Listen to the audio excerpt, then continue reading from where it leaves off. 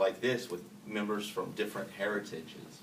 And there's a tendency for me, and the way I look, to feel like, you know, at the airport where the bags are waiting to come out, and everybody grabs a bag, and then there's more bags being taken, and I feel like sometimes I'm that last bag just going, does anybody get out by myself? But that's not the case here. Everybody's been so warm to me, and I really appreciate that. Thank you very much.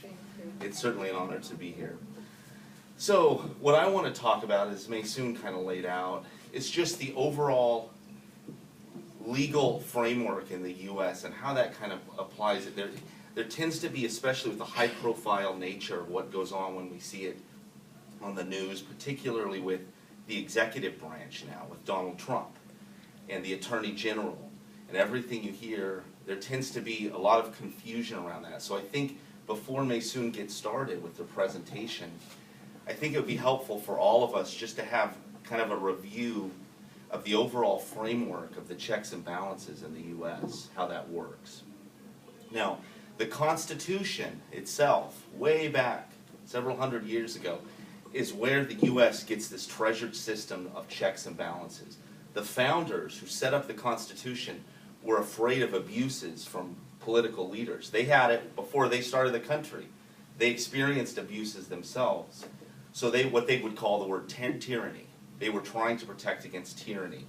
So they said, look, we're going to have different branches of government, all equal. The idea was they were all going to be equal, and they could check each other. They could put each other in check so they would prevent abuses. Now, the power of the federal government is split, as we can see here. Oh, is there any way to take that bottom section off? Not for now. Okay, so I will simply, if you don't mind. This right here, there's a little picture of like the legislative branch. This is like Congress. And this over there is like the Supreme Court, or the judicial side. And I want to talk about this picture a little bit, the idea of the checks and balances in the U.S. We see on TV all the time in the news, the U.S. is represented by this guy right here. He's the only one, he decides everything. He makes executive orders, he makes a travel ban, he makes certain rules. But as you can see, there's two arrows going to him. That's the checks. That's the check. One is the legislature, that's the Congress, and that one over there is the judicial side. So you can see the president's power, he has two arrows coming down.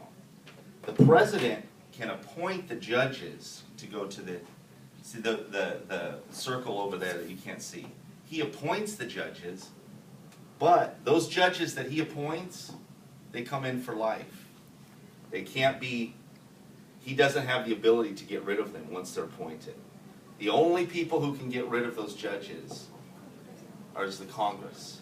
The Congress can say they're impeach a judge. In the history of the U.S., that's happened only 8 times. In the history of the U.S.